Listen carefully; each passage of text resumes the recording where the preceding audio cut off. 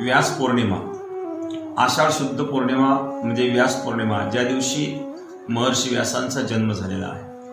नमोस्तुते व्यास विशाल बुद्धे, याची विशाल बुद्धी आहे.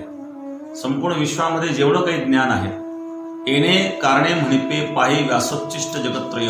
माऊली ज्ञानेश्वर महाराज सांगतात, या जगामध्ये जेवढं ज्ञान आहे तेवढं सर्व व्यासांचं उच्चिष्ट आहे. अशा प्रकारे व्यासांचं जन्मदिन म्हणजेच ही गुरुपौर्णिमा आहे.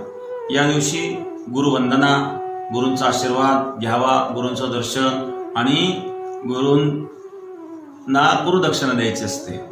अशा प्रकारे हा गुरुपौर्णिमेचा महोत्सव सर्वदूर साजरा होतो.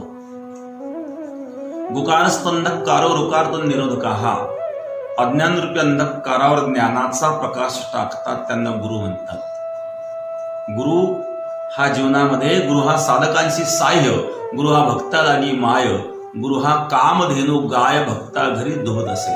कामधेनू गायीप्रमाणे जो आहे आणि साधकांना सिद्ध अवस्थेपर्यंत पोहोचण्याकरता, साधकांना आपल्या जीवनात सुख प्रदान करण्याकरता आशीर्वाद देऊन आणि योग्य मार्गदर्शन करणारे हे गुरु असतात. तर अशा प्रकारे एक गुरुची सेवा आपल्या अंतःकरणामध्ये सेवाभाव असावे. ज्ञानेश्वर महाराज सांगतात, ज्ञानदेव म्हणे गुरुचा मी दास, नेणो साधनास आणक आहे. सद्गुरु वाचोनी संसारे तारक, नसेचे निष्टंक आण कोणी. इंद्रचंद्रदेव ब्रह्मादिकोनी संशयाची श्रेणी छेदिचिना. उघडे परब्रह्म सद्गुरूंची मूर्ती, पूर्वी ती आरती शिष्याची. सद्गुरूची मूर्ती परब्रह्म आहे, चालतं बोलतं परब्रह्म आहे. आणि मग अशा प्रकारे गुरुपौर्णिमेला गुरूंचं पूजन केलं.